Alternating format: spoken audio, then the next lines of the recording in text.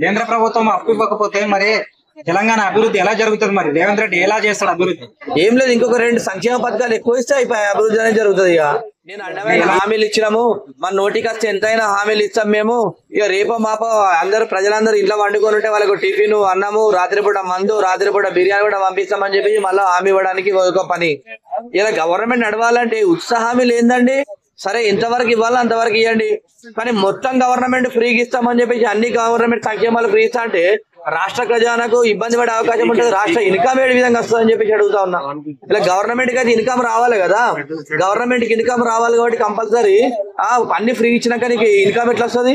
అందరి దగ్గర అప్పులు అడగడం ఎందుకు? హైదరాబాద్ అంటే ఇలా భారతదేశంలోనే డెవలప్ స్టేట్ మనది.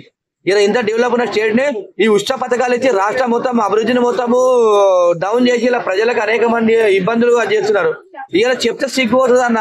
పాపం 30 ఏళ్ళు కష్టపడి డ్యూటీ చేసినటువంటి ఒక ఉద్యోగులు రిటైర్ అయినాక వాళ్ళ రిటైర్మెంట్ డబ్బులు వస్తలేవు.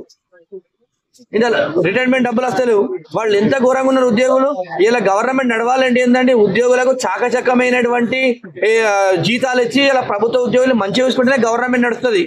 ఇలా అన్ని ఉచిత పథకాలు పెట్టాక జీతాలు ఇచ్చాక డబ్బులు లేవు. ఇలా పోయి ఢిల్లీ పోయి డబ్బులు కావాలి. ఈ వరకు గెలిచిన పంచాయతీ 10 సార్లు పోయి నరేంద్ర మోడీ గారు గెలిచారు.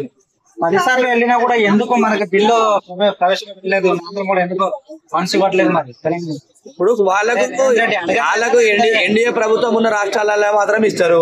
ఇప్పుడు ఒక మాట అండి, ఇప్పుడు రేవంత్ రెడ్డి గారికి ఎన్ని డబ్బులు ఇచ్చినా కాంగ్రెస్ ఇందిరాగాంధీ మన రాహుల్ గాంధీ చేసిండు, ఆ తర్వాత సోనియా గాంధీ చేసిందని వాళ్ళ మాట అంటారు తప్ప బీజేపీ డబ్బులు ఇచ్చిందని చెప్పి చెప్తారా? వాళ్ళే దిగిస్తారండి. మా పేరు లేనప్పుడు మేము దిగిస్తామని చెప్పేసి అంటారు.